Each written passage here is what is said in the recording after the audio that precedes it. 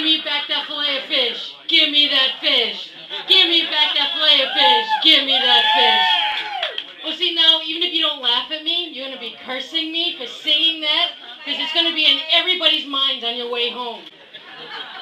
I mean, seriously, the people that come up with commercials, I mean, some of them are really stupid.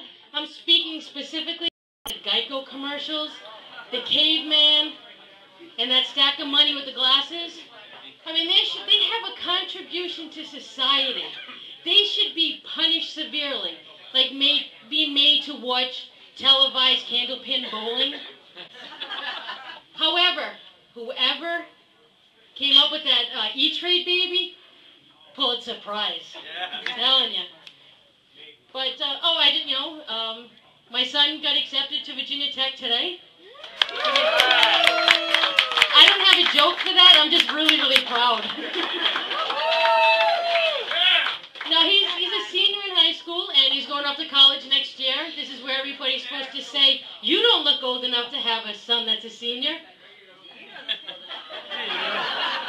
All right, so much for the audience participation part of it. But no, I'm actually pushing him to go to Virginia Tech. He really wants to go to school in Worcester. But since I live really close to Worcester, I don't want that. Because if I'm partying in Worcester, I want to be able to go, woohoo! And not have to worry about my son being there. But, I am originally from Rhode Island, but I live in Clinton, Massachusetts. Oh, one person actually knows where it is. That's impressive. But in order to get here, I had to use, my GPS system for the car. Does anybody here have a GPS? Anyone? Does yours get pissed at you? Mine gets pissed. For those of you who don't know how they work, you put in an address, and it tells you where to go. I'm used to that. So if you take, but everybody has a better way to get to the main highway than the GPS. So you don't follow it, and if you don't take the turn, it tells you it's recalculating.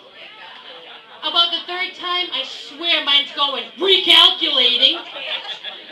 So I decided I'm going to check out some, other voices to download onto the GPS.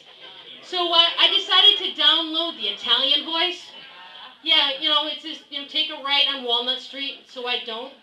Hey, I told you to take a right. All right. Now this time, take the freaking right on Chestnut Street. I don't.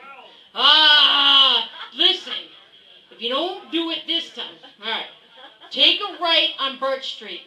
I don't. Forget about it. Find your own freaking way there. So that didn't work. So then I decided to go for the Irish voice. And I think something happened with the download, because no matter what address I put in, I end up at a bar. And then there was the Rhode Island version. Make your point. Now, all of this stuff with the GPSs were like $12 to download them. And the Rhode Island one was like $70. Yep. Didn't understand that until I realized a full set of maps have to be downloaded so it can tell you where things used to be. So, take a left where the Caldor used to be. Yeah. There's their point. But anyways, I joined a gym because, as the last comic, I want to lose a few pounds. So the first thing they do is they give you this evaluation when you get in there. And now I understand that the questions are rather generic, but there's just some questions that do not need to be asked. For example, why do you want to join a gym? Apparently working out is bad for your eyes. But no, I've lost 20 pounds since the beginning of the year. Thank you. And where I work is, my gym where I go to is actually where I work, so I can go in the morning, shit, shower, and shave, and be to my desk, ready for my coffee break by 7. So anyways, I lost my place. Hey, how you doing? But anyway, so people ask me how much weight do I want to lose?